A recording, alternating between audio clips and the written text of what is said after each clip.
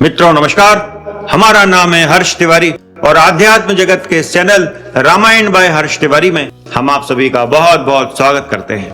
आज की जो कथा है श्री रामायण जी से ही है, लेकिन थोड़ा करुण रस है उसमें।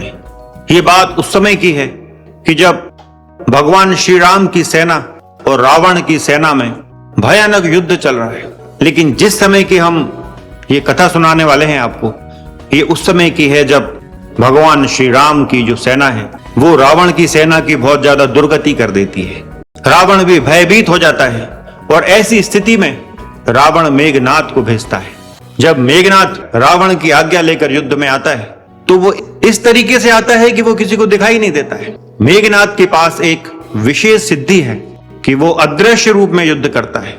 तो ऐसा ही अदृश्य रूप धारण कर वो भगवान श्री राम की वानर भालू सेना पर टूट पड़ता है।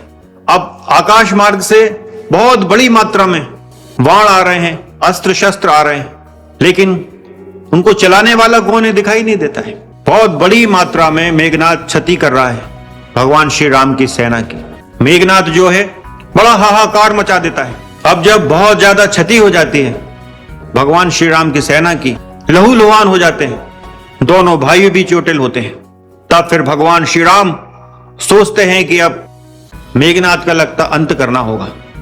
तो वे मेघनाद को मारने के लिए तैयारी करने लगते हैं। मेघनाद समझ जाता है कि अब श्री राम जो है मेरे वध की ओर बढ़ रहे हैं, तो वो फिर लंका की तरफ लौट जाता है। तो कुछ समय पश्चात वो पुनः आता है, लेकिन इस बार वो दृश्य रूप में आता है, लोगों को दिखाई दे रहा है। लेकिन इस बार वो एक बहुत बड़ा खेल खेल देता है। वो सीता को अपने रथ पर बिठाल कर लेके आता है और वो क्या करता है कि वो जो सीता को जो रथ पर बिठाल के लाया है उनके बाल पकड़कर खींचता है, उनको रथ पर से उतार देता है, उनको थप्पड़ मारता है। तो ये सब देखते हुए हनुमान जी उससे युद्ध करने के लिए अपनी सेना के साथ बढ़ते हैं। जब हनुमान जी देखते हैं कि अरे ये तो सीता है, क्योंकि हनुमान जी सीता को पहचानते हैं, तो हनुमान जी देखते हैं कि ये तो सीता का ऐसा अपमान कर रहा है।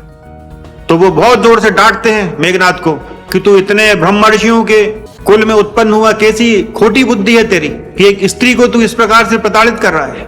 और फिर क्या करता है मेघनाद कि हनुमान जी के देखते देखते वो तलवार निकालता है और सीता को गले से, जहां से जनेऊ पहना जाता है, वहां से 2 टुकड़े करके काट देता है तलवार से, और सीता धड़ाम से 2 टुकड़ों में कटकर गिर जाती है। फिर वह हनुमान जी से बोला, यह रही कटी हुई विदेह कुमारी सीता,